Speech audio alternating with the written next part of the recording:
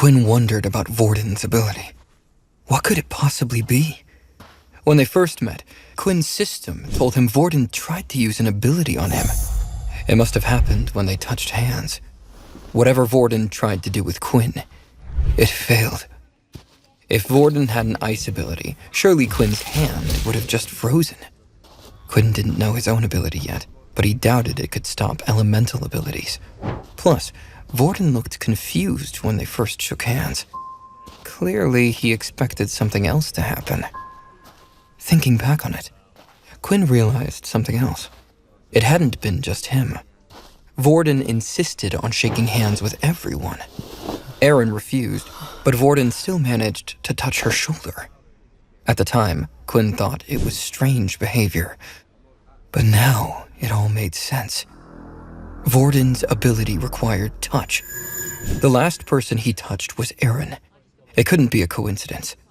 With that, Quinn arrived at his final conclusion. Varden must be able to copy people's abilities. It hadn't worked on Quinn because his ability wasn't straightforward. Still, Quinn wanted to be sure. He looked around to make sure no one was eavesdropping. Then he whispered, "Hey, Varden. Are you able to copy other people's abilities?" Varden smiled slyly. "That's the first time someone has figured it out so fast. How did you know? When you shook my hand, you seemed surprised that nothing happened." Varden was impressed. He thought Quinn would have mentioned Erin's ability, but he seemed to have figured it out even earlier than that. This only made him more interested in Quinn. Quinn stared at his new friend, furrowing his brows. He had never heard about an ability book that could grant someone the power to copy abilities of others, which could only mean one thing. "Are you an original?" Varden winked at Quinn. Still, that was answer enough for Quinn. The term originals originally meant people who displayed their abilities naturally. However, over time, the term came to represent people who received their powers from their family, not an ability book.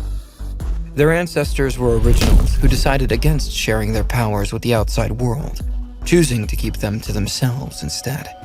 Rumors spoke of originals surpassing level 8 status. The hooded figure teleported the students to the front of the academy. They'd be staying here from now on. The academy was the tallest building in the entire city. It was easily the size of 3 hotels.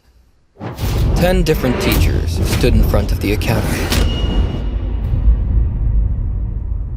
When they approached, one of the teachers told them to wait until all the tests were over. Quinn fidgeted, waiting for a chance to get out of sight.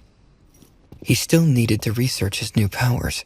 He also feared bullies now that his wristwatch displayed his level 1 status.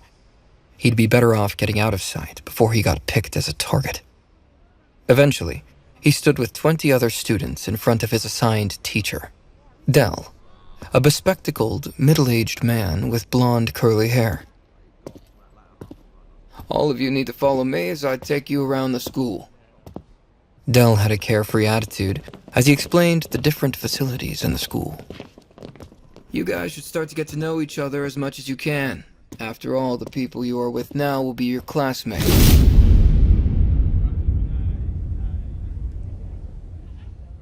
Everyone started to chat as they were being shown around the school. However, Quinn noticed an annoying thing. The level 2s were trying their best to befriend the level 3s, while the level 3s attempted to do the same thing with the level 4s. Quinn and Peter appeared to be the only level 1s in the class. Without even realizing it, they had been pushed to the back of the group. Peter plodded along with his head down. It affected Peter a lot more than Quinn, but that's because Quinn already predicted this outcome during the examination. This was no different from regular school. He still looked around for his new friend.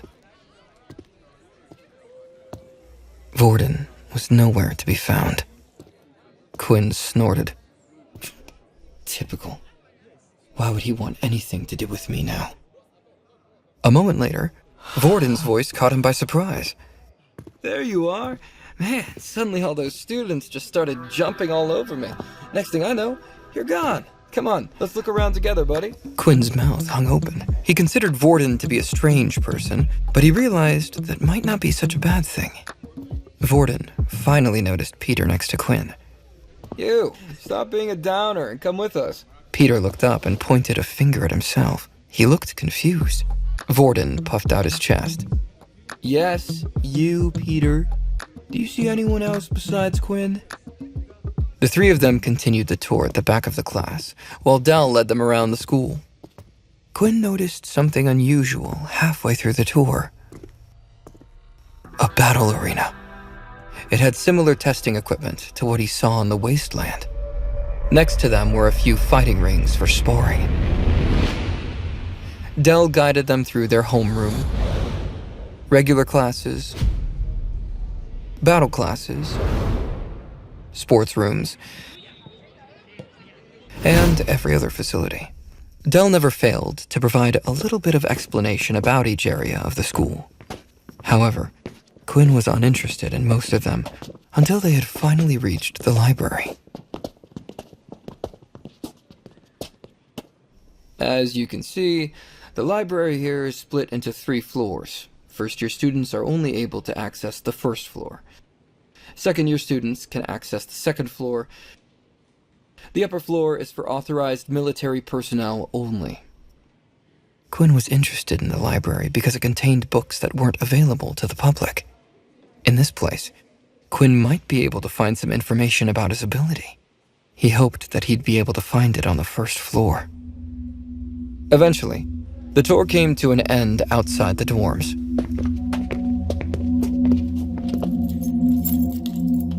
And this is where you will be living during your stay here. Once you have dropped off your things, feel free to explore the academy. There will be no lessons today. Enjoy the free time, and make sure to be in your rooms before the curfew.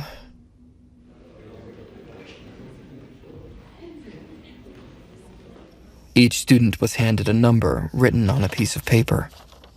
These papers displayed which room they would be staying in. Quinn noticed that Varden was coming towards him. Hey, Quinn! What room number did you get? Quinn checked his paper. Let's see. Looks like it's room 23. No way! What a coincidence! I got the same number. Seems like fate is bringing us together. Quinn nodded at his new friend. Maybe so. Somewhere down the hallway, 2 students talked quickly to one another. Whoa, what happened to you? A student asked as he looked over to his disheveled friend. I don't know, man. Some guy just hit me out of nowhere. He forced me to swap room numbers. Oh, man, should we try to get it back? I'm pretty sure his wristwatch said 5 on it. It's best if we just leave it alone. It's just a room after all. I don't want to start any trouble with a level 5. The 2 students dropped the issue and continued down the hall.